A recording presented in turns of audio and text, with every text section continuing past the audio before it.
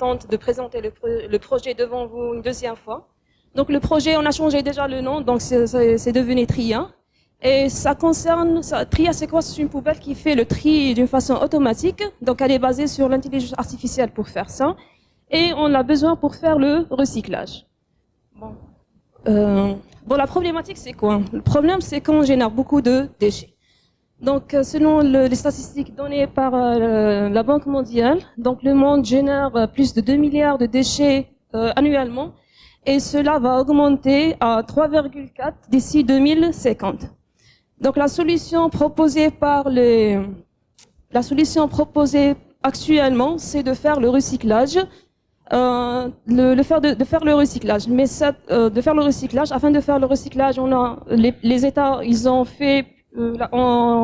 installé plusieurs poubelles pour trier les déchets. Donc, plusieurs États ont fait ce système. Le problème de cette solution, c'est qu'il y a 3 désavantages. Le premier, c'est que chaque pays a un code de couleur dédié pour un type de déchet. Donc ça, c'est le premier problème. Le deuxième, c'est que le tri ne fait pas d'une façon automatique, donc c'est l'être humain qui va déposer le tri. Et ça, c'est un deuxième inconvénient. Et le troisième inconvénient, c'est que il y a plusieurs types de déchets. Donc généralement, on trouve les poubelles 4 à 5 couleurs, mais on a plus de types. Et aussi, ça dépend de l'environnement ou bien de l'établissement dans lequel on est. Par exemple, si on est dans les centres de soins de santé, donc on dispose plusieurs types de déchets médicaux. Par exemple, si on est dans une université, on dispose plus. Et si on est dans les restaurants, on a d'autres types de déchets. Alors, TRIA, là intervient. Donc, elle propose une solution automatique pour faire le tri. Donc, c'est le premier objectif. Le deuxième, c'est donner une solution uniforme et une gestion efficace des déchets. Donc, comment elle fonctionne? Donc, on fonctionne en trois étapes très importantes. Donc, la première étape, c'est bien sûr, pour qu'elle fonctionne, il faut qu'une personne le déchet. Le deuxième, c'est ça le secret. Donc, il y a une reconnaissance et classification de déchets. Et le troisième, c'est on va orienter le déchet vers le compartiment approprié. Donc, le premier objectif, c'est de faire l'automatisation du tri de déchets. Le deuxième, c'est de personnaliser le tri selon l'endroit dans lequel elle sera utilisée. Par exemple, dans un établissement, si j'ai besoin uniquement de 2 ou bien 3 déchets, donc il suffit juste de créer une poubelle qui fait le tri de 3 déchets. Alors, on prend en considération le nombre de déchets qu'on va faire le tri. Et le deuxième point, c'est la qualité. Par exemple, si on a, dans un endroit où on a besoin beaucoup d'un espace pour les bouteilles de plastique, donc on doit mettre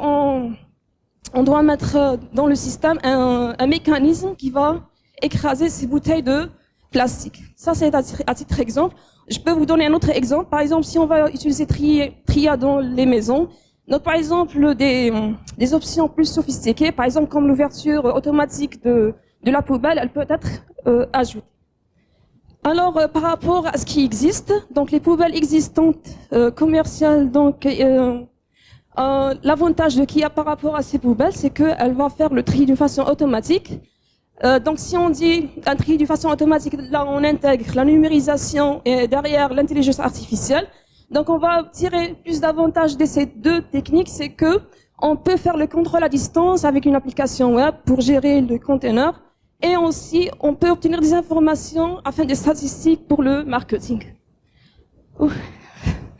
Concernant le marketing, donc là on a 3 stratégies. La première stratégie, c'est de viser les grandes quantités de déchets qui sont générés à une période très courte. Par exemple, je vous donne un exemple comme les matchs de foot. Donc là, on peut atteindre à 70, par exemple, milliers de supporters. Donc vous imaginez la quantité de poubelles de plastique générées. Là, on doit faire le tri rapidement, automatiquement et efficace. Donc vous imaginez aussi le rendement si on est dans un pays qui organise la Coupe du Monde ou bien la Coupe d'Afrique. La deuxième, c'est de générer la qualité de produits jetés. Par exemple, si dans les universités, donc les étudiants, ils prennent des bouteilles de plastique, mais la déformation n'est pas la qualité de ces J'ai essayé d'aller rapidement. Ah, je m'excuse.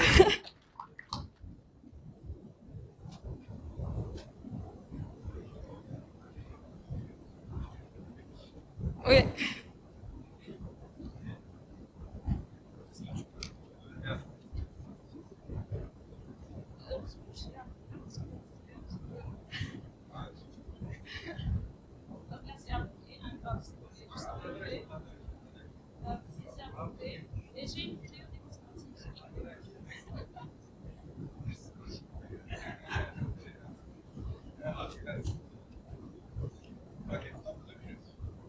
Thank you very much. I just asked you to speak in English and in French because, yeah, just to explain to other candidates. Yeah, okay.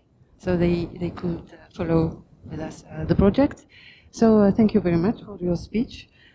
My question is about the technology used. So you didn't really show us which technology did you use for your solution.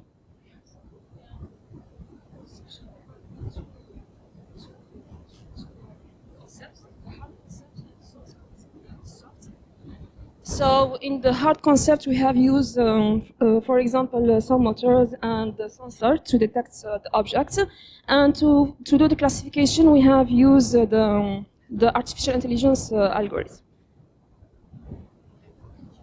Yes, of course. And to do the implementation, we don't need just the algorithm, but also we need the data. So we take the photo of the truss, and then we have applied the algorithm. Never mind. Thank you. Thank you for the pitch. I have two questions. The first one is, could you very briefly say something about the team? And the second one is, could you very briefly say something about the business model, please? So about the teams. So for the team,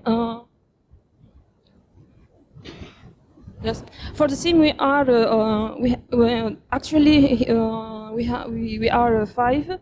Four of us we are associate professor at High School of Applied Science, and one is engineer.